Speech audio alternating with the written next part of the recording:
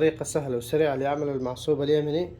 عندنا حبة البركة، أكيد الجبن اللي هو الكرفت، هذا على الوجه بيكون القشطة. عندنا حبتين من الموز، عندنا خبز، أي خبز متوفر عندكم، إذا كان خبز طاوة يكون أفضل. عندنا المقلاة نسخنه على النار، والخبز هذا نطحنه بالطحانة العادية. ملعقة من السمن البلدي إذا وجد. الخطوة الثانية نفك الموز ونهرسه. أضيف علبة القشطة. هنا عندنا المقلاة ساخن على النار، نحرك الخبز علشان يسخن شوي. نضيف الخلطة بالتدريج، نحط نص الكمية بالأول، الكمية المتبقية، وآخر شيء نحط الجبن الكرفت. نضيف قطع الموز على الوجه، القليل من حبة البركة.